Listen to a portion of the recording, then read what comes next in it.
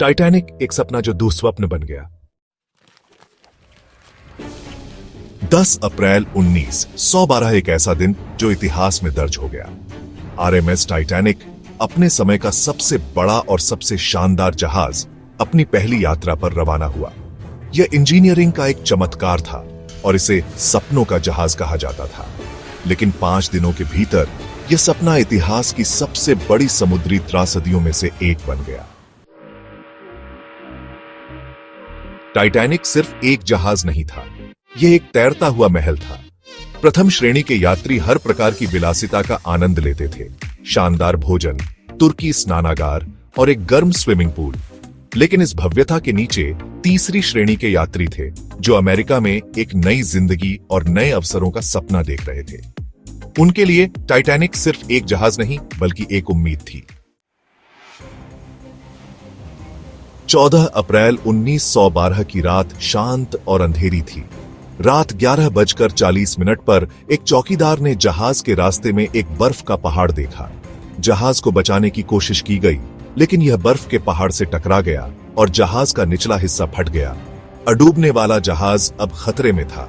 जहाज का क्रू जल्दी ही स्थिति की गंभीरता को समझ गया, लेकिन जहाज में केवल आधे यात्रियों के लिए ही लाइफ बोट्स थीं।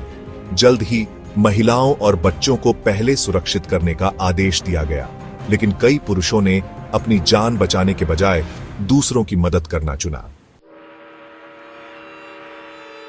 इस त्रासदी के बीच साहस और त्याग की कहानियां उभरकर सामने आईं। जहाज का बैंड आखिरी समय तक संगीत बजाता रहा, यात्रियों को शांत करने की कोशिश करता रहा। तीसरी श्रेणी के यात्री बंद दरवाजों को तोड़कर लाइफ बोट्स तक पहुंचने की कोशिश कर रहे थे, और कप्तान एडवर्ड स्मिथ अपने जहाज के साथ डूबने का फैसला करते हुए कर्तव्य और सम्मान की मिसाल बने। 15 अप्रैल 1912 की सुबह 2:20 पर टाइटैनिक समुद्र में डूब गया। 1500 से अधिक लोग अपनी जान गंवा बैठे। जो कुछ बच गए वे लाइफ बोट्स में ठंड से जूझते हुए समुद्र के बीच टाइटैनिक को डूबते हुए देखते रहे। टाइटैनिक की इस त्रासदी ने दुनिया को बदल दिया। नई सुरक्षा नियम बनाए गए, जैसे कि हर जहाज पर पर्याप्त लाइफ बोट्स होना और 24 घंटे रेडियो संचार। लेकिन टाइटैनिक की कहानी सिर्फ एक सबक नहीं है, यह हमें मानव दृढ़ता, जीवन की नाजुकता और घमंड की कीमत की याद दिलाती है। आज एक सदी से भी अधिक समय बाद टाइटैनिक 12,000 फीट नीचे समुद्र में आराम कर रहा है। इसकी कहानी आज भी हमें प्रेरित करती है, किताबों, फिल्मों और कहानियों के माध्यम से। टाइटैनिक सिर्फ एक जहाज नहीं है, यह एक शाश्वत गाथा है, सपनों, त्रासदी और मानव आत्मा की।